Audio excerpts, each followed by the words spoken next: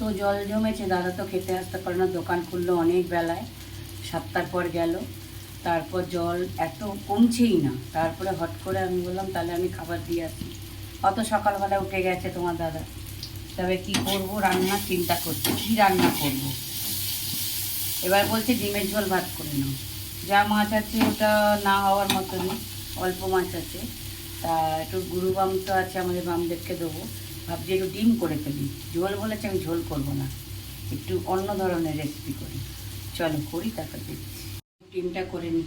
এই দেখ, ডিম সেদ্ধ করে সব অর্ধেক অর্ধেক করে কেটেছি। এর মধ্যে শুধু নুন দেবো, হলুদ ফলুদ কিচ্ছু দেবো না। আর এদিকে তোমার কাজু, কিশমিশ, টক দই, একটু পোস্ত, সর্ষে, পেঁয়াজটা না দেওয়ার মতন অল্পই দিয়েছি, আর 4টে কোয়া রসুন, আর তোমার একটু আদা, একটু নুন, হলুদ, মিষ্টিটা পরে দেবো, দিয়ে লঙ্কার গুঁড়ো দিয়েছি, আর কাঁচা লঙ্কা দিয়ে বেটে দিয়েছি। চল করে, কড়াইতে সর্ষের তেল দিলাম। এবার এই মশলাটা দিয়ে দেবো, ফোড়ন কিছু দেবো না।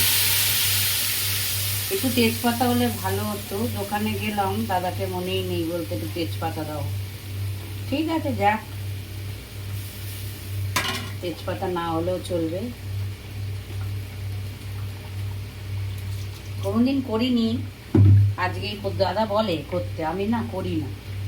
না, আজকে যখন বলেছে, একটু সর্ষে, পোস্ত, কাজু, কিশমিশ, টক দই, চাল মগজটাই শুধু দিইনি, এছাড়া সবই দিয়েছি। চলো এটা কষিয়ে নিই। ছেড়ে দিয়েছে, এবার কি করব, এর মধ্যে আস্তে করে একটু গরম জল দিয়ে দেবো। গরম জল দিয়ে দিলাম, অল্প দেবো, বেশি দেবো না, ব্যাস।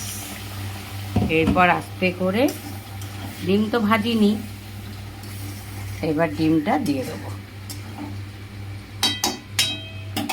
আস্তে করে এই ডিমগুলো ছেড়ে দেবো, কাঁচা ডিমই ছেড়ে দেবো।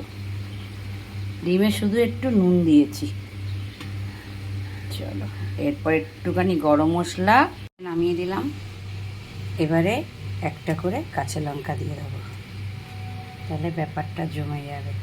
ঠিক আছে, তোমাদের যদি এই রেসিপিটা ভালো লাগে আমাকে কমেন্ট করো, শেয়ার করো।